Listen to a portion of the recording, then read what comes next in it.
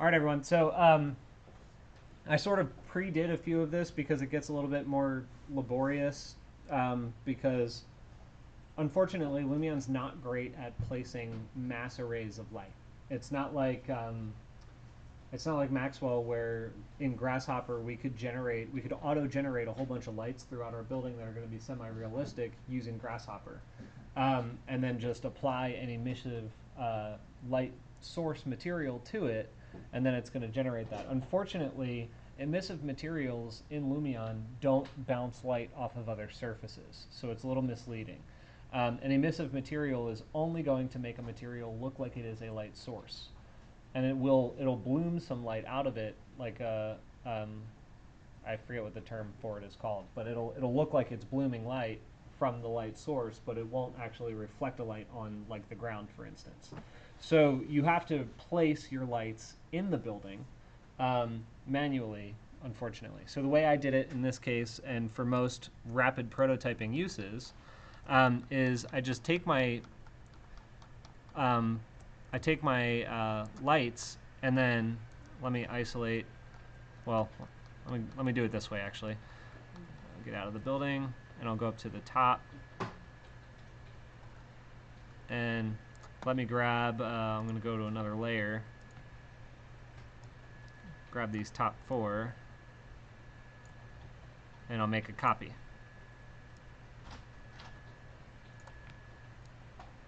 Okay. So I'm going to turn layer. Let me put that on this layer.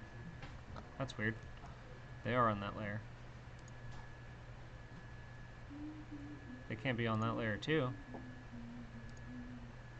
How could this be on all layers? That doesn't make any sense. Oh, it's not on that layer. That was weird. Weird glitch. Anyway, let me turn this off. So basically what I did is I just placed a light on each of the core faces, and then it faces out. So if you think about looking at it from inside the core, that's actually just shining outward from the center of the core. It's really nothing special. It's just a placeholder light for interior illumination in a large structure like this. So I just copied it throughout, and the effect that it gave me at the outside of the building was that in preview. So you can see that they actually exist all the way up and down the core of that building. So it's not hard to do. All I did was just copy the effects over and turn the lights on, really, and then turn the sun down. Just bring it down below the horizon, and then it's nighttime. So one thing that I do want to point out, though, is that you have this thing called global illumination that I showed you before, and I think I still have it in here. Did I get rid of it? What? What? Oh, there it is. So there's a difference here. Global illumination is going to make the software run really, really slow because it's going to provide a slightly more accurate lighting conditions. So take a look at the core, right?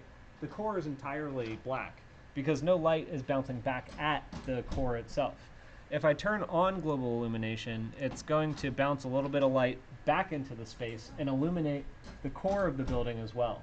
So, but the downside of that is that now if I move my mouse a little bit, it's going to respond extremely slowly because it's a much more intense operation. So see how this is just catching up, and then it hasn't even adjusted the camera angle yet. So generally you want to leave that off until it's time to render. So now I kind of locked up, but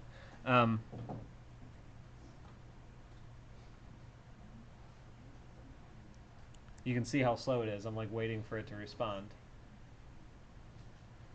But putting like 60 lights, because that's about 60 lights I put on like that, you generally only want to use something like global illumination in specialty conditions. In this case, I did all of them, mostly just because they're the only lights that are in the scene, and they all kind of need to be on for it to work. Well, let's take a look at the image that I exported.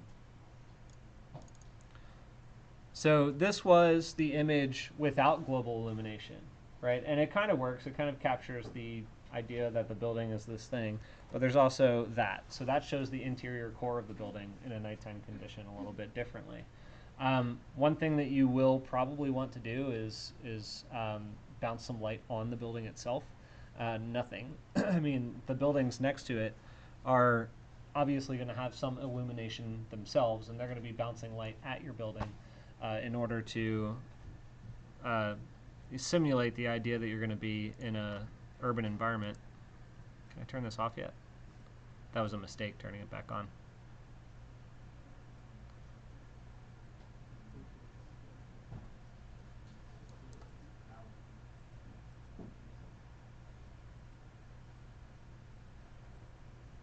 Whoops.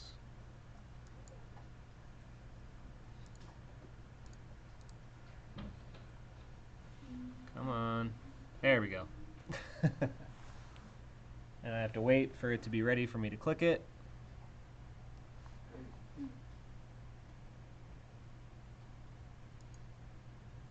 I suppose I can click it early. Should be fine.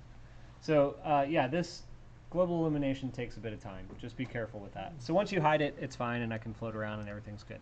So let's set up a couple of lights that are going to illuminate the outside of my building. And it doesn't have to be anything super crazy. I'm just going to drop in, I guess, I want it to be pretty ambient. So I'll do something like this. And I'm just going to illuminate it from the bottom. And I'll just shine them up at the building like that. I wonder if this can be bright enough. Yeah, there we go. Brightness has to be all the way up for that one. And then I'll make a few copies. I'll just make like a couple of copies here on the street side.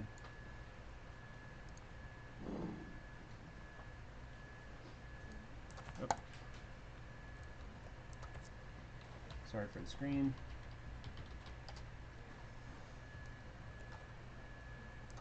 One more.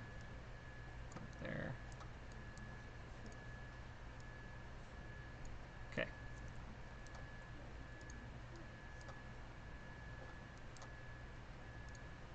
Go back into photo mode. So that makes the building, you know, pop a little bit more. So the other thing I want to do is go back into my cloud settings, and I think I want to brighten up the sky. Oh, it's nighttime. That's right. Let's make it a little bit more daytime.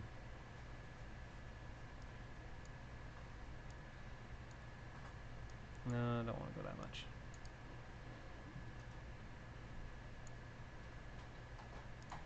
Wonder why brightness for the sky doesn't work very much here.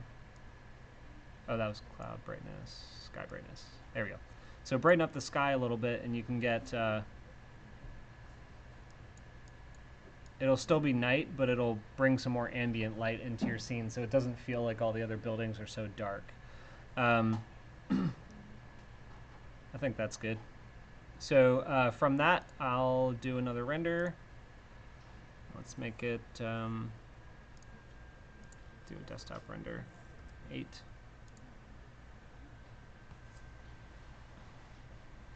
So this one is clearly not quite as fully developed as the rest, as these other previous ones, but it does capture the essence of what the nighttime scene would kind of look like. So, what questions do you have? None? So what do you guys think? I'm so jealous I can't use it. Well, oh, I think I misspoke the other day. Annalie brought up the Surface Pro thing. I think the other day I told you that it doesn't work on a Surface Pro, but I believe it still does because the performance is there. The only thing that Surface Pro can't do is VR. Yeah. Because Lumion does have a VR export. I don't know if this license allows you to. VR. Yeah, it looks like we can. So if I like go down here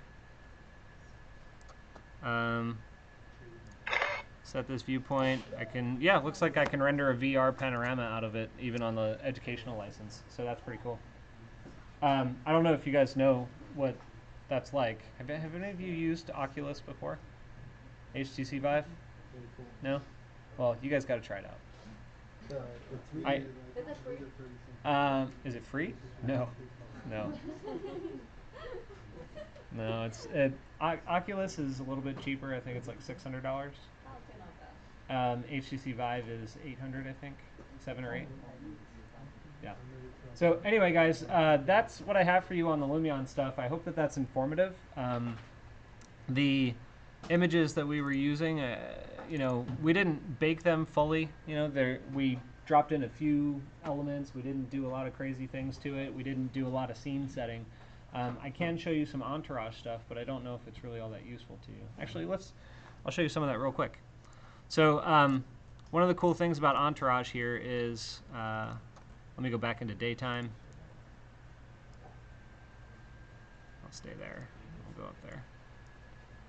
Let's go back there. So Entourage works like this. You have objects like cars and people, and you can make them sort of animate. So one of the cool things here, let me show you just a couple of cars like that, and then I'll do another couple of cars like this. And then when you do your video, this is really cool. You guys are going to love this. So let me do another video here where it's just going to look at the cars passing by. Okay. So I'm going to go there, to there, to there. Okay. Real quick, I got to change the car direction for some of them.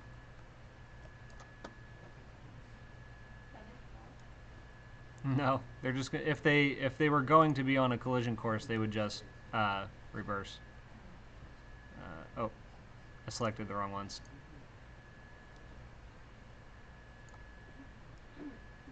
All right. So the cool thing here is that I can drop in let's go to objects. Let's do mass move. You guys are gonna love this.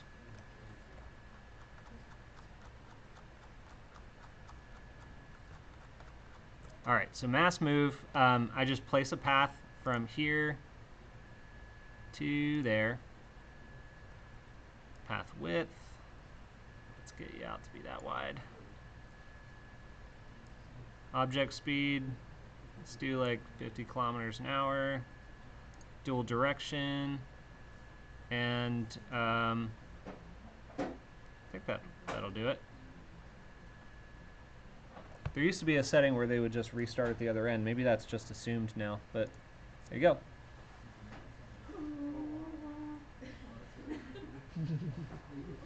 Kind of fun, right? Yeah.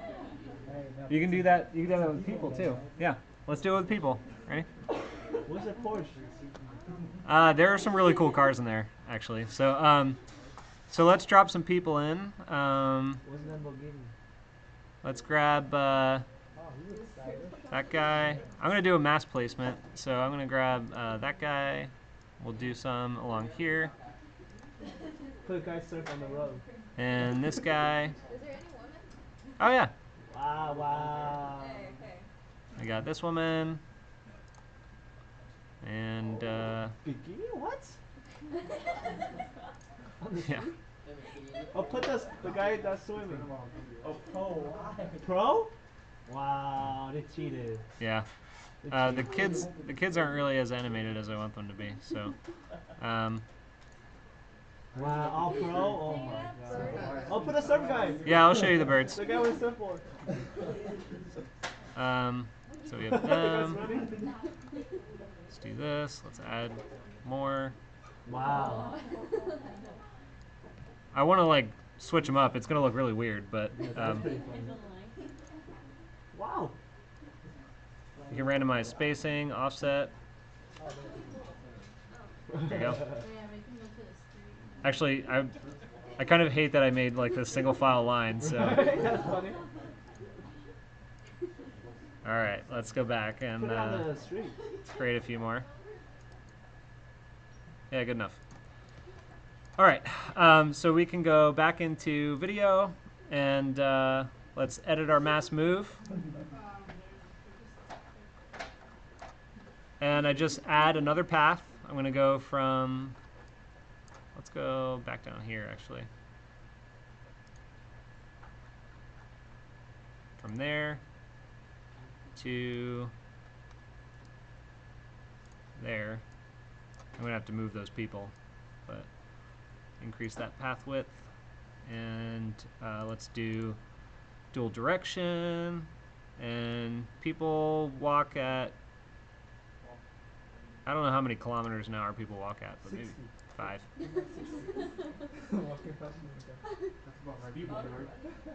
Wow, they're going really slow. Oh, wait, are they not even in the path? Make sure they run into each other. They don't seem to be moving. Yeah, they are. Oh, moving. that's why. Yeah, they're moving in place. Because my path moved up in the sky. I gotta put it down on the ground.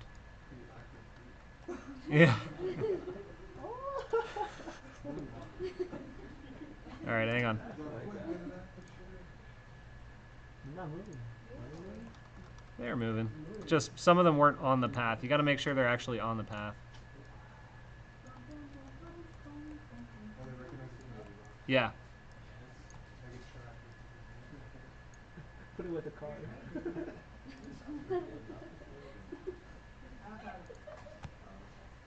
Oh, yeah. So yeah, now they're moving.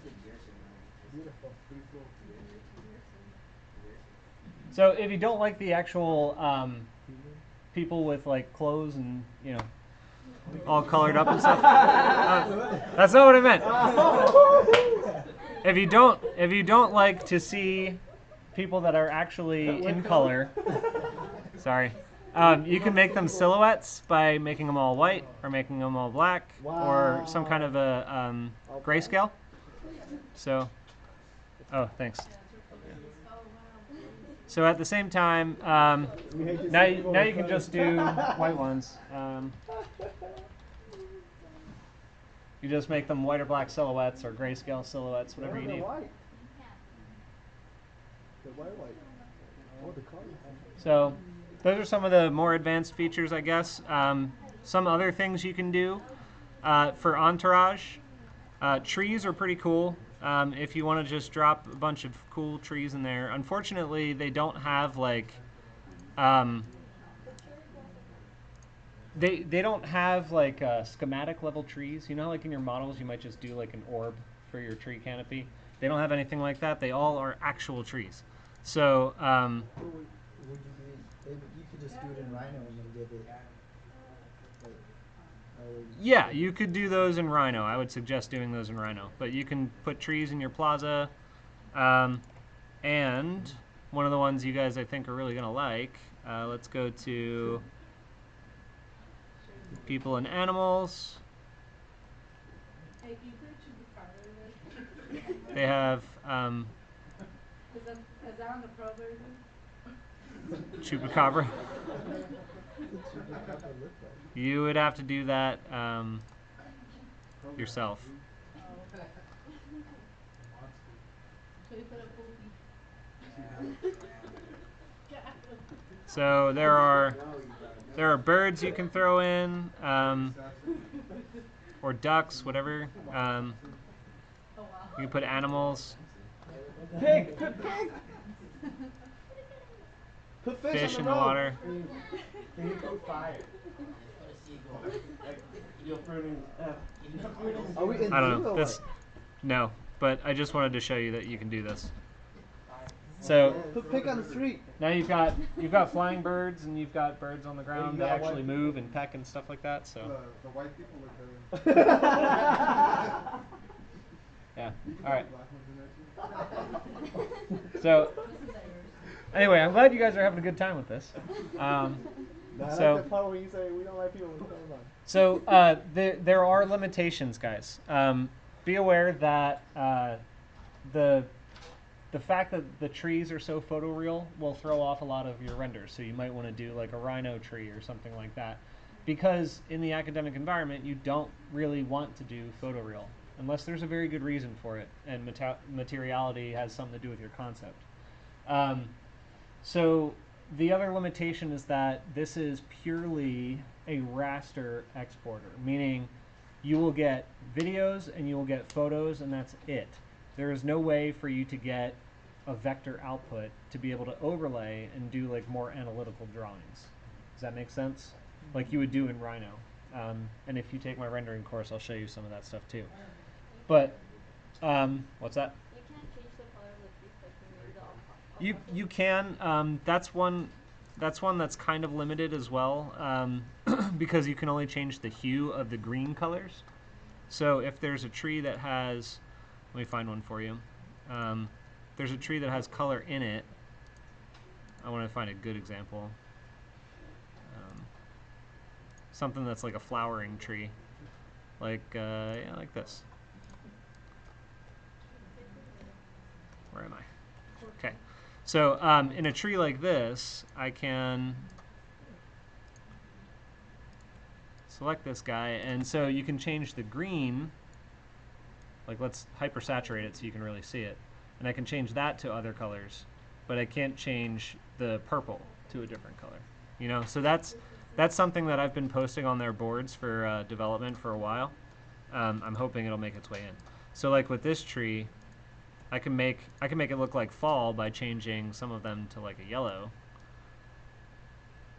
or a red. You know. and then more of a white color or something. I don't think you could get it to do that. You could do no saturation, but then it's just gonna look like a dead tree. You know. So, anyway, yeah, fine tuning, that kind of stuff. But so those are the things that I want you to know about. The other thing, the last thing I think that I want to show you is that with any of these images, you can drop in an overlay to stylistically change it to something else. So if you want to just look at it as a massing model, you can put styrofoam effect on, which right now, I don't know why it looks like that. I don't use that very much. Actually, I don't use it at all. But you could also do like sketch modes. So you can turn it into a sketch drawing like that. And this probably is not useful for you guys as students. It's almost definitely not useful for you as students, but it is useful in the professional environment because clients tend to, if they see a render too early, they think that the building is done. You know, so you show them a sketch, even though you know you have the render ready to go. You can show them a sketch like this, and they're like, "Oh yeah, I kind of get that," but they don't get hung up on details. You know, like they'll say, "Oh, we've got these bow trusses," instead of looking at it and saying, "That looks like aluminum. I want steel." You know, that kind of stuff. When you just need to think about that kind of stuff going forward sometimes. So you can also make a painting.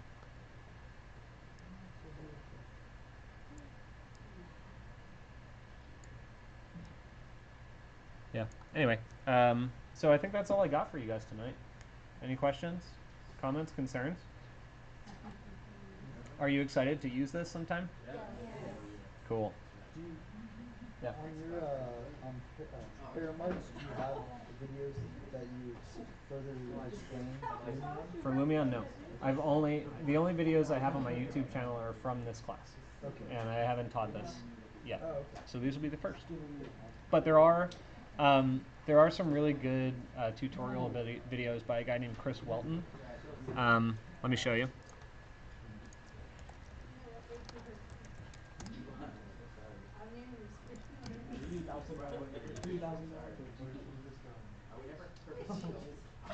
I think it's Chris Welton.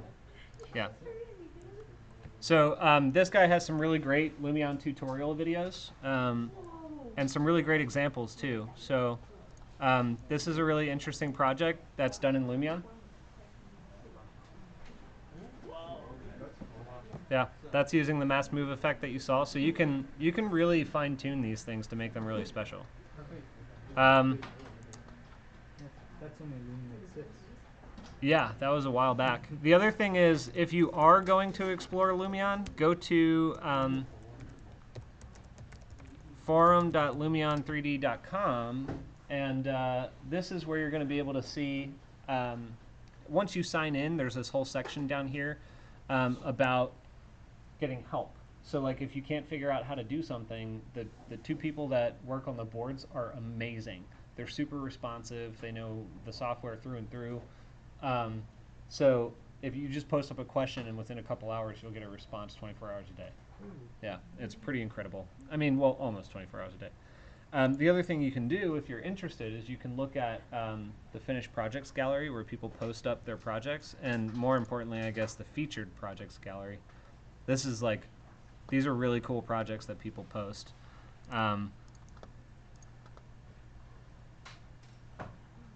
And these are public, so you can just float around on these, but these are all done in Lumion.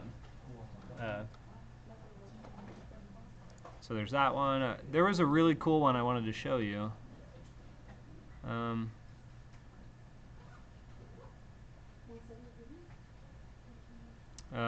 don't know where it was, but it was really cool. It was like a hotel in the woods or something like that.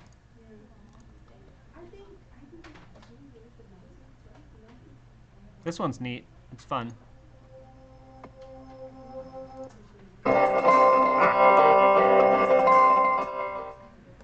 So this is all done in Lumion too. They have these little flying things that are these drones. Yeah. So anyway, I think that you guys should explore that and you know, just kind of see what's out there. All right, I'm going to stop this video because it's like a half an hour long.